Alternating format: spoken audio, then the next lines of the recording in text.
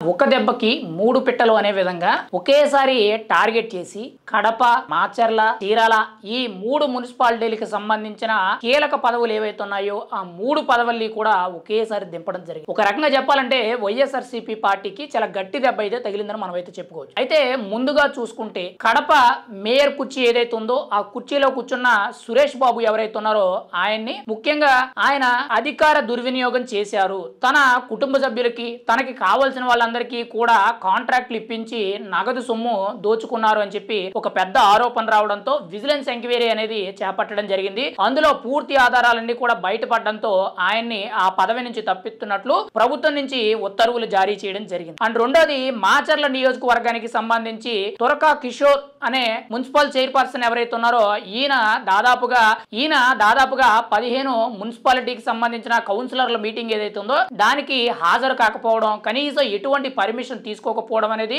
అనర్హత వేటు కింద ముఖ్యంగా మున్సిపల్ చైర్మన్ పదవి రూల్స్ అండ్ రెగ్యులేషన్స్ ప్రకారంగా ఆయన మీద అనర్హత వేటు అనేది వేసి ఆయన్ని తప్పించడం అయితే జరిగింది. అయితే ఈ తురకా కిషోర్ అనే వ్యక్తి గతంలో ముఖ్యంగా బుద్ధా వెంకన్న, ముఖ్యంగా బోండా ఉమా వీళ్ళిద్దరూ కూడా మాచర్ల నియోజకవర్గంలో కారులో వెళ్తుండగా ఆడి కారు మీద కర్రతో దాడి చేసి వాళ్ళిద్దరి మీద కూడా దాడికి పాల్పడ్డారు. అయితే ఆ తర్వాత వైఎస్ఆర్సీపీ ముఖ్యంగా తురకా కిషోర్ అనే వ్యక్తిని బాగా ఎంకరేజ్ చేస్తూ అండ్ ముఖ్యంగా తనకి మున్సిపల్ చైర్మన్ పదవి అనేది కట్టబెట్టడం జరిగింది.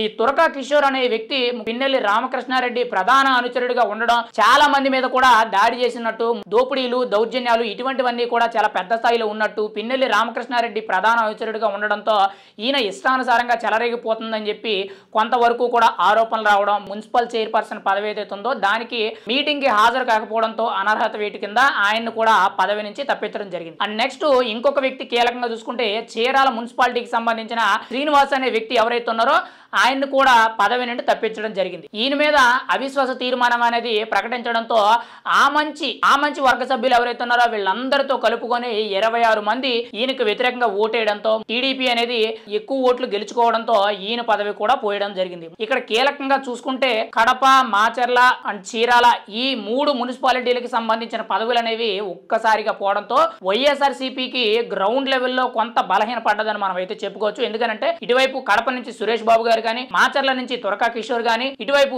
చీరాల నుంచి శ్రీనివాస్ గారు కానీ వీళ్ళ ముగ్గురిని కూడా టీడీపీ ఒకేసారి దెబ్బ కొట్టడం అయితే జరిగింది. వీళ్ళ ముగ్గురు కూడా వైఎస్ఆర్సీపీలో ఉండి నియోజకవర్గ ఎమ్మెల్యేల కనుసన్నల్లో వీళ్ళు ఇష్టానుసారంగా చెలరేగిపోవడం, వాళ్ళ పదవిని అడ్డం పెట్టుకుని అధికార దుర్వినియోగం చేయడంతో ఇప్పుడు టీడీపీ ముఖ్యంగా కూటమి ప్రభుత్వం అయితే వాళ్ళ మీద వేటు వేయడం అయితే జరిగింది. ఏది ఏమైనా సరే వైఎస్ఆర్సీపీ పార్టీకి జగన్మోహన్ రెడ్డి గారికి ఒక కీలకమైన మలుపు కింద ముఖ్యంగా ఒక గట్టి షాక్ అని మనం అయితే చెప్పుకోవచ్చు. మరి ముందు ఇంకా ఎంతమంది వైఎస్ఆర్సీపీకి షాక్ ఇచ్చే విధంగా ఇటువంటి పరిస్థితులు తలెత్తుతాయి. ఆల్రెడీ గతంలోనే మనం చూసాం చాలా నియోజకవర్గాల్లో ముఖ్యంగా చాలా మున్సిపాలిటీల్లో కూడా వైఎస్ఆర్సీపీ నుంచి ఉన్న మేయర్లు కానీ, మున్సిపల్ చైర్మన్లు కానీ అండ్ కౌన్సిలర్లు ఎవరైతే ఉన్నారో వీళ్ళందరూ కూడా పార్టీలు దిగిపోవడం, పదవులు దిగిపోవడం అయితే మనం చూస్తూనే ఉన్నాం. ఏది ఏమైనా సరే వైఎస్ఆర్సీపీ పార్టీకి టీడీపీ తరపు నుంచి ఒక గట్టి దెబ్బ కొట్టారు. ఒక్క దెబ్బకి మూడు పిట్టలు అనే విధంగా చాలా సరైన రీతిలో ఇప్పుడు కూటమి ప్రభుత్వం వ్యవహరించి ఆ మూడు పదవుల్ని కూడా చేజెక్కించుకోవడం అయితే జరిగింది.